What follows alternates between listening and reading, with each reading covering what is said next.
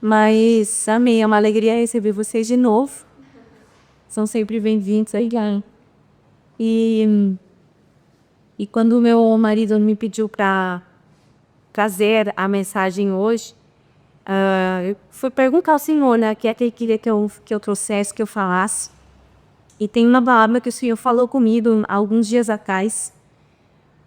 Ele falou nesse texto, que é o texto que eu vou ler aqui, mas é interessante porque quando Deus, né, a gente sempre brinca, né, quando Deus quer falar para a gente não muda de assunto, daí ele fica naquele assunto aí em bom tempo, então eu senti a direção de compartilhar esse texto com vocês, porque é algo que está muito vivo ainda no meu espírito. E o Senhor, ele faz assim mesmo, né, quando a gente está passando uma estação, geralmente ele dá, são as mesmas palavras. Ele pode até mudar o texto, mas o do tema é o mesmo, né? Ele vai tratando com adjetivo e mesmo tema. E eu creio que o Senhor vai falar também ao coração de vocês, mas antes da gente entrar no texto, de alguém que vocês abrirem aí a Bíblia no texto de vocês, eu quero só lembrar pouco, primeiro, alguns fatos a respeito dessa personagem que eu quero compartilhar hoje. Essa personagem, ela é apresentada para nós pela primeira vez, não é um texto que nós vamos ler, mas ela aparece a primeira vez lá no texto de 2 Reis, no capítulo 4. Ela não tem nome, a Bíblia não fala o nome dela, né? Fala apenas que ela é uma mulher da cidade de Sunem, ou a Sunamita, né? Muitas vezes o livro se refere a ela como a Sunamita.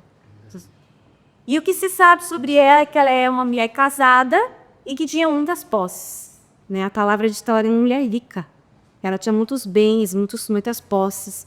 E todas as vezes que o profeta Eliseu passava por Sunem, que era o caminho que ele fazia de Samaria até o Monte Carmelo, ou do Monte Carmelo até Samaria, ele passava por Sunem, e todas as vezes que ele passava por ali, ela fazia ele parar e comer na casa dela. Né? Todas as vezes ela chegou ao ponto de pedir para o marido dela construir um quarto. Lembra? Não, né? Construir um quarto no andar de cima da casa para o profeta. Né? E aqui ela já demonstra o tamanho da dedicação e zelo que ela tinha pela presença de Deus, porque o profeta era um representante do Senhor. Né? Era a boca de Deus. Nesse contexto, ele era a boca de Deus. E o profeta Eliseu, como uma forma de retribuir essa mulher, aí ele queria retribuir essa hospitalidade que ela tinha com ele, essa generosidade que ela tinha. Então ele chamou ela e perguntou: o que eu poderia fazer? Como eu posso te recompensar? Tem algo que eu possa fazer por você? Tem algo que você precise? Tem alguma questão que eu possa levar ao rei, que eu possa interceder por você, que como, né, o profeta tinha ali acesso ao rei? Tem algo que eu possa levar de repente para o comandante do rei? E essa mulher disse que não sabe fazer nada, né, que não tinha nenhuma, estava tudo certo. Mas ele queria muito, né, ele queria muito retribuir essa generosidade da mulher. Então ele perguntou ao servo dele, que fazia as viagens com ele, né, Geazi, a gente ouve um pouco sobre Geazi na história de Eliseu. Ele pergunta para ele: não tem nada nessa mulher, na vida dessa mulher que precise, que falte alguma coisa que eu possa fazer por ela? E aí Geazi diz para ela: olha, o marido dela é um homem já avançado em idade, já idoso, e eles nunca puderam ter filhos. Então, ele percebeu ali algo que pudesse ocupar um vazio, né? Algum vazio para a nação dela, talvez. Essa falta de filho, ela não conseguiu ter. E o marido já era avançado em idade. E aqui me chamou a atenção, que a pessoa fazer uma pausa antes de continuar a história dela, porque quando ela recusa o pedido do profeta, né, quando ele pergunta se ela quer algo e ela recusa, ela diz que não precisa, ela mostra que aquilo que ela faz é genuíno. Ela estava fazendo com sinceridade de coração, com prazer, com alegria, receber ele ali, dar de comer para ele, do seu servo, receber eles na casa dela, hospedar eles aí. E quando aquilo que nós fazemos para Deus é genuíno, é sincero, não é para mostrar com os outros, não é para se exibir, não é para dizer: olha como eu sou crente, olha que exemplo, olha como eu sou santo. Mas quando é sincero, o Senhor, ele vem de encontro às nossas necessidades, mesmo sem precisar pedir. Ele vê o nosso coração e ele encontra a nossa necessidade, as nossas demandas, sem mesmo a gente precisar abdicar. E a condição da sunamita é algo muito significativo nesse contexto que ela vivia. Porque não ter um filho para uma israelita era algo vergonhoso, era humilhante. Uma mulher que não podia ter filhos nessa cultura. Os filhos, né, eram o sinal da bênção do Senhor, era sinal da prosperidade. Hoje, para a gente ter filho, a gente pede para o Senhor que prosperidade primeiro, né? Para coisas. Mas nesse contexto, quando eles queriam prosperidade, eles faziam filhos. Esses filhos eram sinal de prosperidade de si. E outro fator importante sobre ter filhos, principalmente o filho homem, é que se algo acontecesse com o pai, se o pai morresse ou ficasse inválido, o filho era a garantia da sobrevivência da viúva e da casa toda, né? Porque ele que daria seguimento aos negócios do pai, ele que continuaria o trabalho do pai. E dessa forma, o sustento da casa e da viúva estavam garantidos, continuava sendo mantido. A mulher viúva que não tinha filhos, ela estava impedida de contrair um novo casamento por meio da lei do leviato. Então ainda tinha esse empecilho. Se ela ficasse viúva, ela não podia casar de novo, ser cuidada por outro homem, porque ela não tinha filhos. Ela era impedida pela lei. Então ela estava numa situação muito difícil, essa mulher. E a palavra viúva no hebraico significa almanã. E da raiz dessa palavra almanã procede o termo almã, que significa ser abandonada, que expressava como uma viúva era abandonada pelo marido que tinha falecido. Então o destino de uma viúva israelita era muito desesperançoso, desesperador, né? Porque ela não tinha direito nenhum de sucessão. Veja bem, se o marido deixasse alguma coisa, se tivesse alguma herança para deixar, ela não tinha direito nenhum. A herança toda era passada para os filhos do falecido. Lembra quando a gente lê lá a história da viúva de Sarepta, quando Eliseu também chega na casa dela e ela estava desesperada, porque ela ia ter que vender os filhos como escravos, porque ela não tinha como pagar as dívidas do marido falecido. E aí o profeta vai e manda ela juntar as vasilhas nos vizinhos e deitar azeite e enche todas aquelas vasilhas que ela pode viver o resto da vida bem, né, com aquilo. Então, era muito difícil, né, a vida da viúva. Se tinha bens, ela não tinha direito, mas se tinha dívidas, aí ela tinha obrigação de arcar com as dívidas. Era uma vida de muita injustiça e muito desprezo.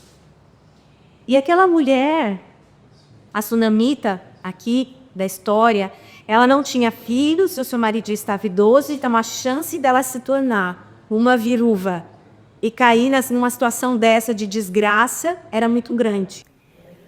Amém? Vamos orar antes da gente continuar? Amém, Senhor, nós queremos te dar graças pela tua palavra, Pai.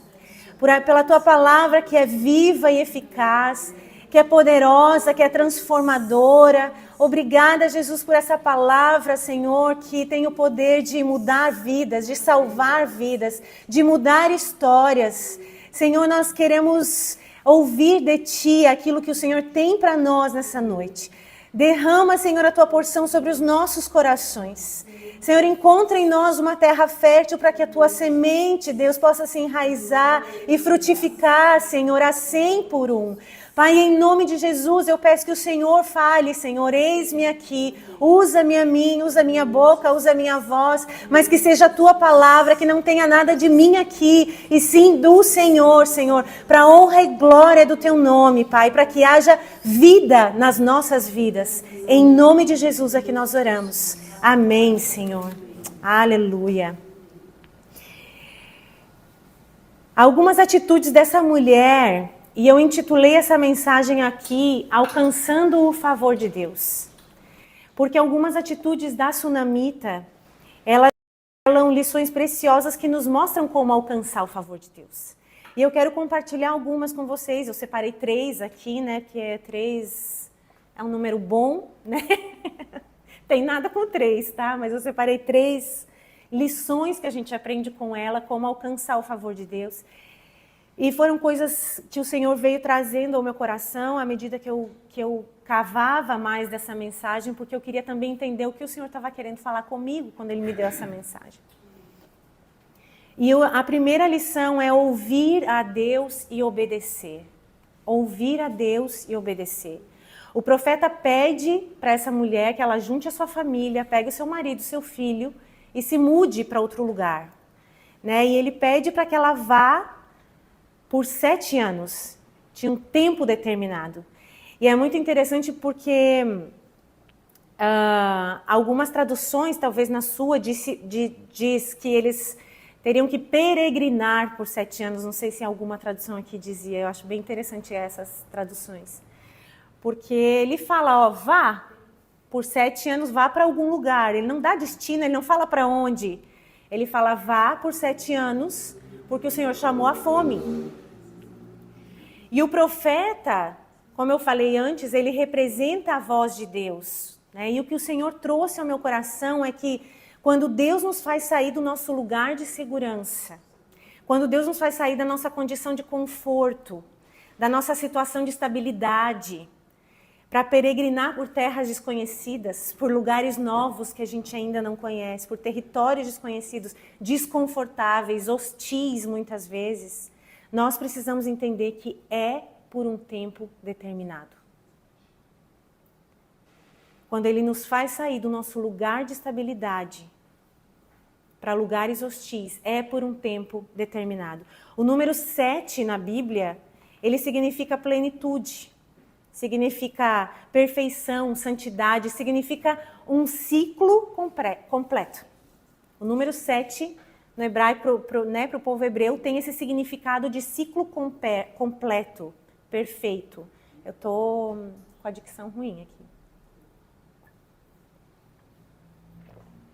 Um ciclo, ele tem começo, meio e fim. Ele tem começo, meio e fim. O nosso processo, ele tem um prazo para terminar. Ele começa, a gente entra, mas ele tem um prazo para terminar. E o que nos ajuda a enfrentar esses desafios é saber que Deus está conosco. Né? A sunamita, ela ouviu a orientação de Eliseu e obedeceu. Porque ela sabia que Deus estava naquilo. Ela já tinha experimentado do poder de Deus através da vida daquele profeta. E ela sabia que Deus estava naquilo e ela podia confiar. Nesse contexto, se ouvia Deus apenas através de profetas. Né? O profeta era o mensageiro, então eles ouviam, o povo ouvia Deus através da vida dos profetas. Hoje nós temos o Espírito Santo, né, que é o nosso amigo, conselheiro, auxiliador. Ele é que nos ajuda a compreender a palavra do Senhor. É aqui que nós ouvimos a voz de Deus hoje. Basta abrir a Bíblia e ouvir ao Senhor e obedecer. As direções que nós precisamos estão todas aqui. E ouvir e obedecer parece algo tão simples, né? Parece algo tão simples. Mas ouvir e obedecer, eu sei disso. Que eu preciso ouvir e obedecer. A gente ensina para as crianças no Ministério Infantil, né? Mas não é tão simples assim, porque obedecer nos custa. Né? E custa, até tem uma ministração que eu fiz há uns 3 anos atrás a respeito de deserto, que eu falava isso, que quando nós passamos pelo deserto é uma situação. Agora, quando a gente passa com a família, quando a gente vai com o filho para o deserto, aí dói muito mais, aí custa muito mais. E obedecer ao Senhor custa. Nós conhecemos algumas histórias, né, bíblicas de pessoas que ouviram a Deus, a voz de Deus, e decidiram não obedecer. Né? Quem lembra da história de Jonas? É um clássico. Né? Jonas, Deus mandou que ele fosse até Nínive proclamar arrependimento, né, para aquele povo, que eram inimigos, era um povo inimigo, mas o Senhor fala, vá lá e proclame o arrependimento para eles, diga para que eles se arrependam, para que não seja tarde. Era um povo cruel, era um povo famoso pela maldade, e Jonas não queria, porque ele sabia que se o povo se arrependesse, Deus ia perdoar, e ele falava, esse povo não merece perdão. Então ele resolve não obedecer, e ele foge. né? Mas o que acontece? Ele paga um preço por isso, né? Muito caro. E no fim das contas ele teve ainda que fazer o que era para ele ter feito no início. Ele teve que acabar indo para lá e obedecer ao Senhor. Mas, em contrapartida, nós temos alguns exemplos de homens que obedeceram rapidamente ao Senhor. Que sem se apegar nas coisas naturais. Como Abraão, por exemplo, né? Quando o Senhor fala, sai da tua terra e da tua parentela para a terra que eu vou te mostrar. Abraão não questiona, ele obedece rapidamente. Noé, o Senhor entrega um projeto, constrói uma arca. O homem fica 100 anos construindo uma arca num lugar deserto. Nunca houve chuva na face da terra, eles não sabiam nem o que era chuva, e o Senhor falando de dilúvio. E aquele homem obedece prontamente ao Senhor, rapidamente. Em 2023 nós ouvimos de Deus que o nosso ciclo estava se encerrando no lugar que a gente estava, né? E agora o Senhor queria que a gente começasse algo novo, do zero, do nada, aqui nessa cidade. E aí eu confesso que a minha vontade era ser mais como Jonas do que como Noé e Abraão. E fugir. Não foi fácil obedecer, porque a gente sabia tudo que ia ter que ficar para trás, tudo que a gente ia ter que deixar. E nós somos apegados. É fácil a gente se apegar no que é bom.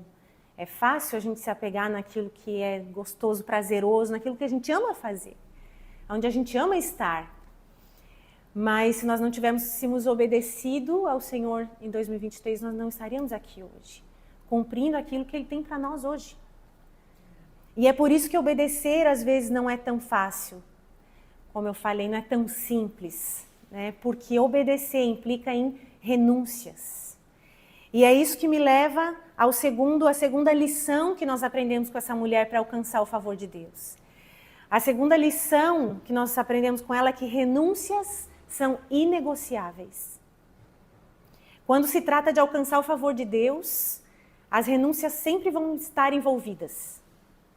A Bíblia ela fala que a sunamita era uma mulher rica. Ali no capítulo 8, no capítulo 4, no versículo 8, diz assim, ó. No certo dia, Eliseu foi à cidade de Sunem. Uma mulher rica que morava na cidade o convidou para fazer uma refeição em sua casa. Depois disso, sempre que ele passava por lá, parava na casa dela para comer. Ela era uma mulher rica, uma mulher de posses. Ela tinha campos, tinha animais. Ela não ia sair dali sem nada a perder. Eu vou, o profeta está mandando eu ir, não tenho nada a perder mesmo.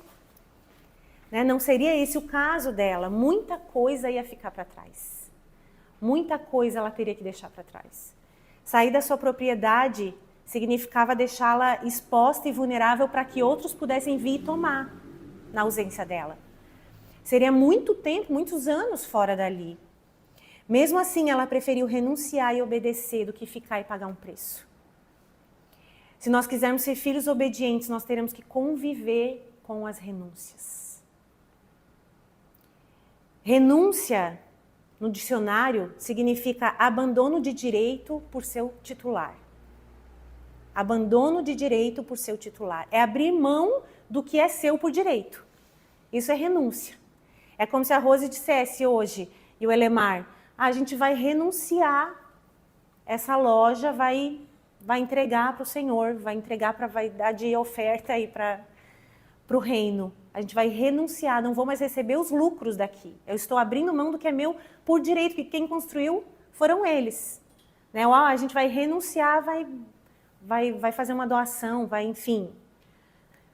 Isso é renunciar, é abrir mão daquilo que é seu por direito. Jesus, ele também apresentou uma definição de renúncia, que está lá em Mateus 16, 24. Você não precisa abrir, eu vou ler. Se alguém quiser vir após mim, renegue-se a si mesmo, tome a sua cruz e siga-me. Essa foi a definição dada pelo próprio Jesus de renúncia. Se alguém quiser vir após mim, negue-se a si mesmo. Negue-se a si mesmo, que é de seu por direito, que você acha que é seu. Negue-se aquilo, sonhos, projetos, desejos, vontades, intenções. Negue tudo isso.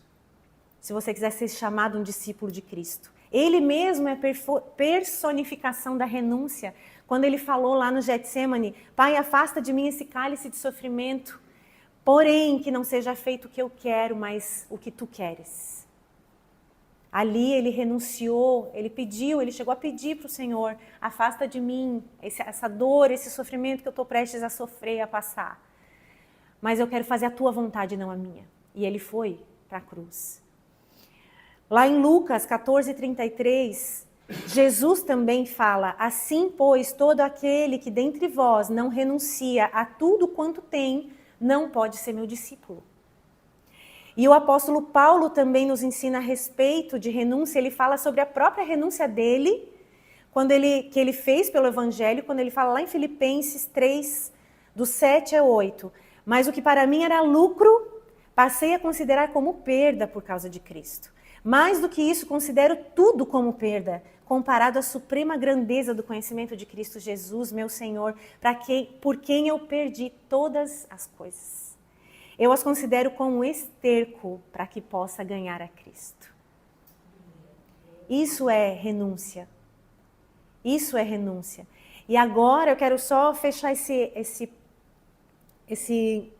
definições de renúncia também com um versículo aqui que Paulo, ele está nos ensinando uma chave que é muito importante a respeito da renúncia, que está em Romanos 12:2, que fala, não se amoldem ao padrão desse mundo, mas transformem-se pela renovação da sua mente, para que sejam capazes de experimentar e comprovar a boa, agradável e perfeita vontade de Deus. A única forma de nós não nos amoldarmos a esse mundo é renunciando às coisas desse mundo.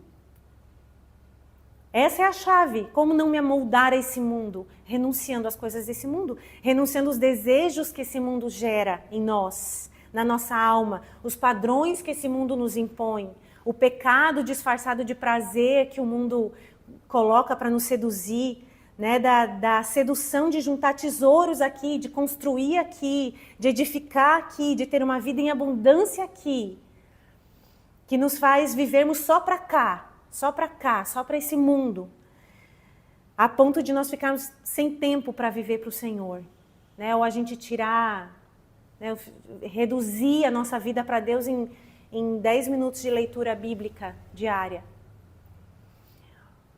O jovem rico, né, quem lembra da história da parábola do jovem rico, também é uma situação que nós vemos de alguém que não conseguiu fazer uma renúncia. Alguém que não conseguiu desapegar desse mundo, das coisas desse mundo, dos prazeres daqui. Lá em Mateus 19, do 16 ao 30, nós lemos a história dele. E diz que um homem veio a Jesus com a seguinte pergunta, mestre, que boas ações devo fazer para obter a vida eterna? Ele queria saber o que ele podia fazer, o que mais ele podia fazer. Por que você me pergunta sobre o que é bom? Perguntou Jesus. Há somente um que é bom. Se você deseja entrar na vida eterna, guarde os mandamentos.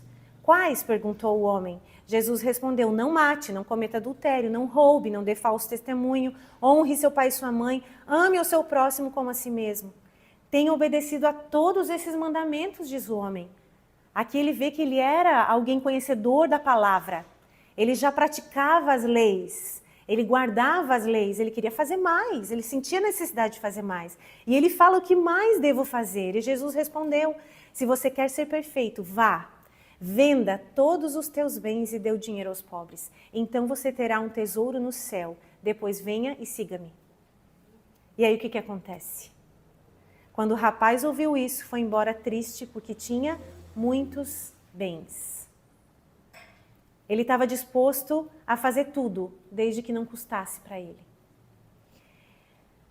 É apenas através da renúncia que nós poderemos experimentar a perfeita vontade de Deus para nós. E o terceiro apontamento, a terceira lição para nós alcançarmos o favor de Deus, que a Sunamita nos traz, é cale-se e haja com sabedoria. Cale-se, cale-se. Vou tomar o meu cálice. Esse é o meu copo. Obrigada. Cale-se e haja com sabedoria.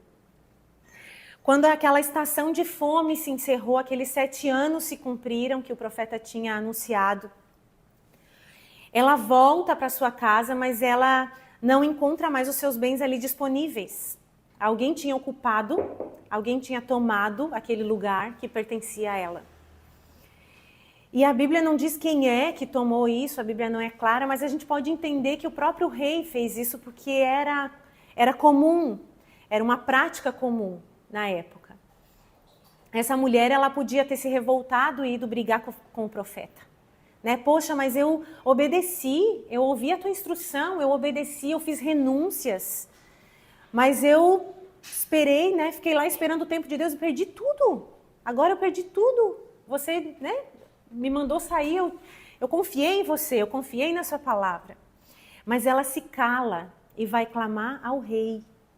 Porque ela sabia que ele era o único que poderia resolver a questão dela. Ela sabia aonde ela precisava buscar a solução. A sabedoria, ela nos leva aos lugares certos.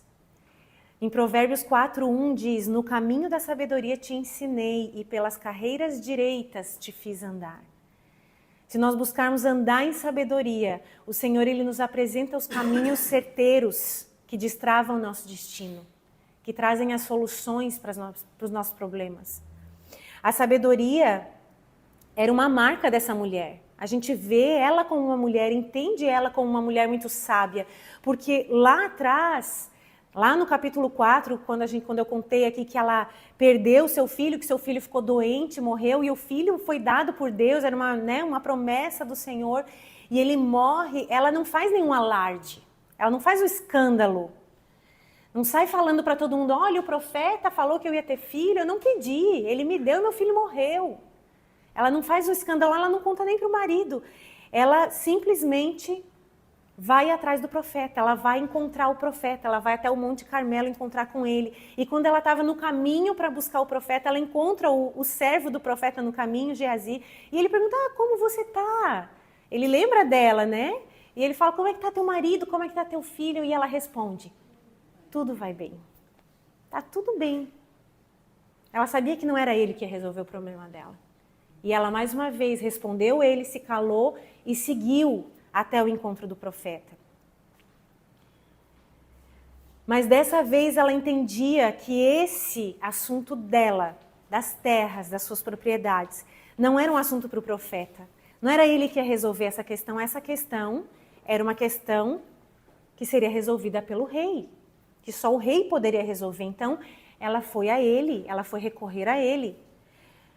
Muitas vezes os nossos momentos de desespero, diante de alguma situação difícil, o que nós precisamos fazer é nos calar e buscar ajuda no lugar certo.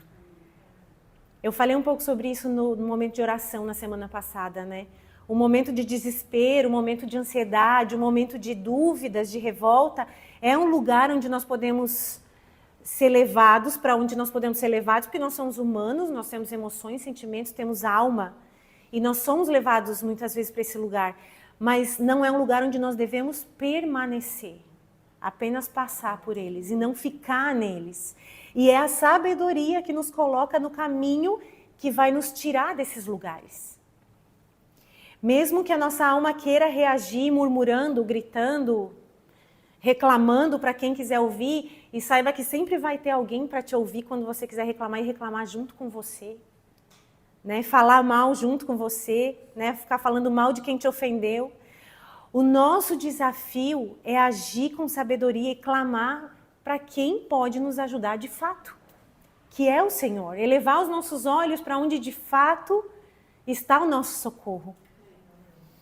No versículo 6 do capítulo 8 diz assim: é verdade? Perguntou o rei à mulher, e ela lhe contou o que havia acontecido.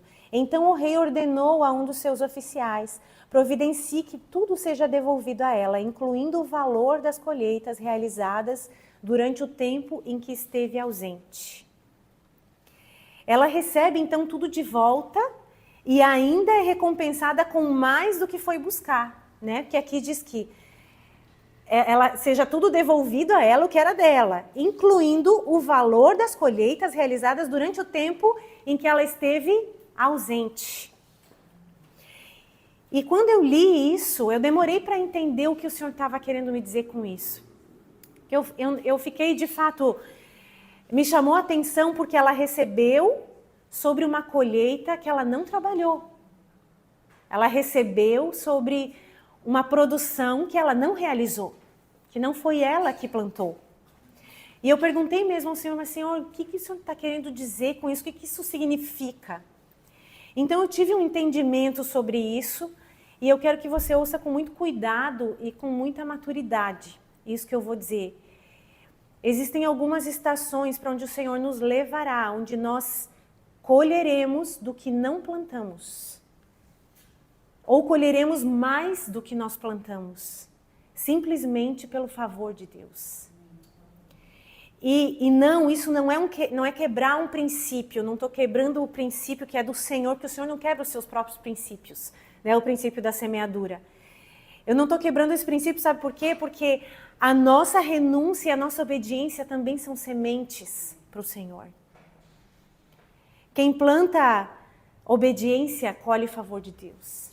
Quem planta renúncia, colhe favor de Deus. Quem planta lágrimas, colhe o favor de Deus.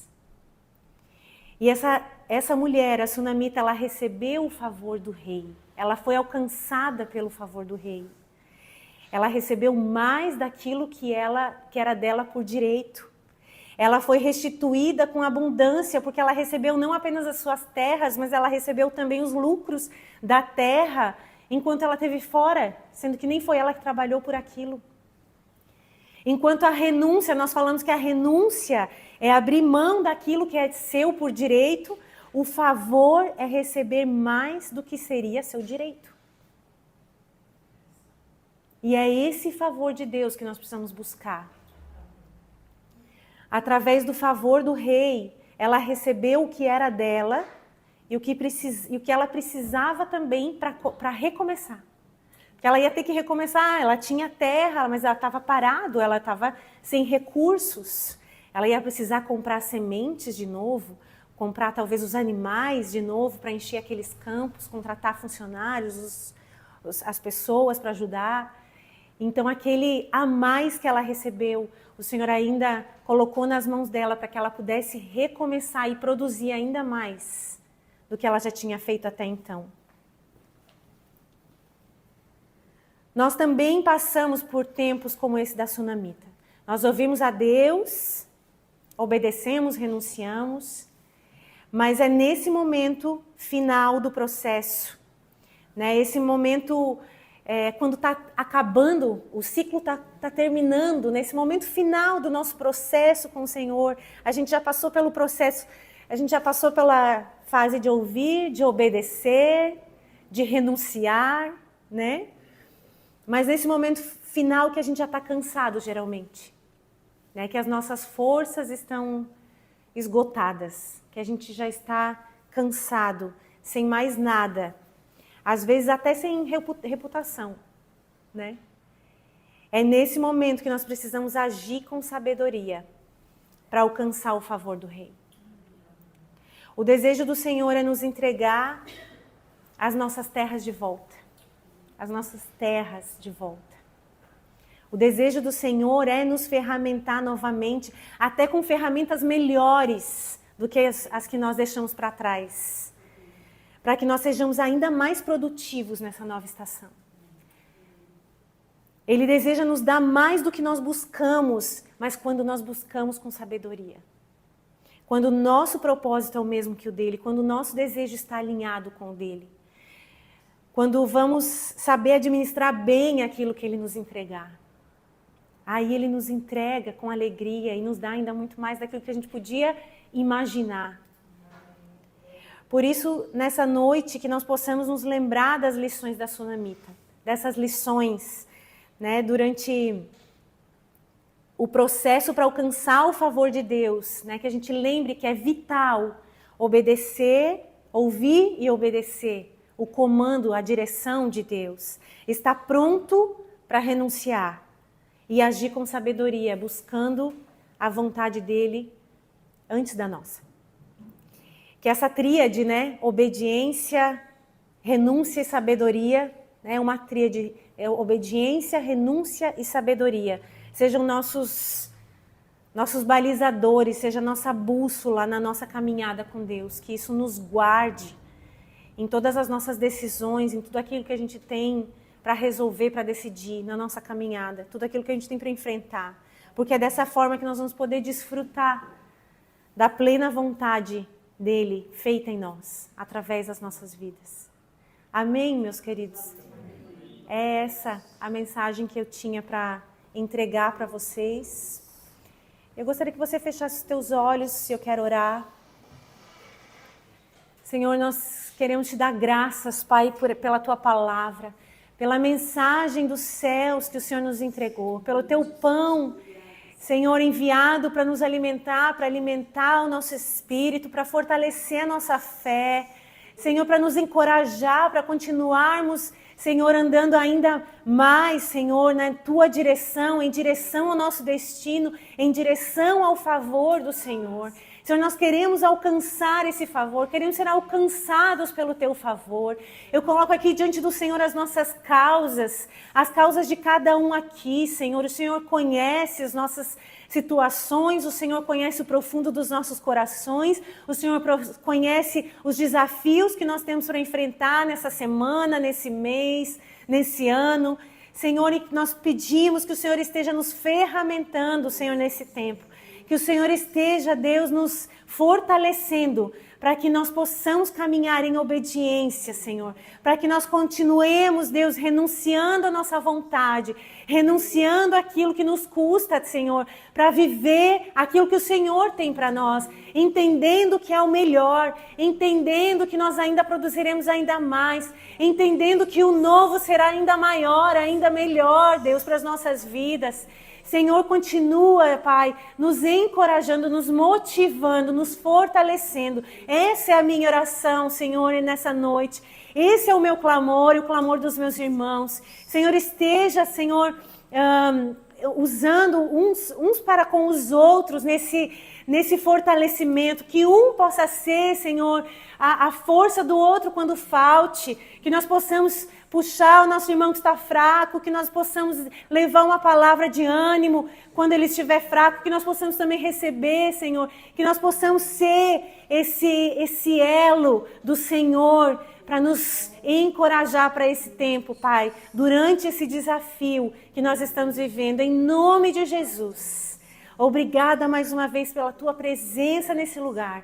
Obrigada mais uma vez pela vida de cada um aqui, Senhor. Pelas famílias. Abençoa cada um, Senhor, a semana de cada um. Senhor, coloco a vida deles, as suas casas, os seus lares, os seus trabalhos diante de Ti. E que o Senhor esteja dando a eles uma semana abençoada. Uma semana, Senhor... eu profetizo sobre eles, Deus, uma semana abençoada, uma semana cheia da Tua presença, uma semana, Deus, em que tudo aquilo que está travado venha a ser destravado, em nome de Jesus, que o Senhor libere do céu sobre a vida de cada um aqui, aquilo que o Senhor tem preparado, Pai, em nome de Jesus.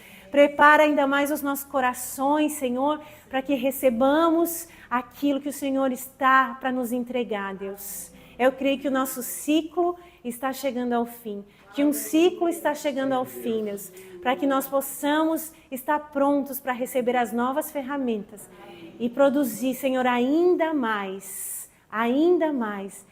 daquilo que nós receberemos de Ti, Pai, em nome de Jesus. Amém.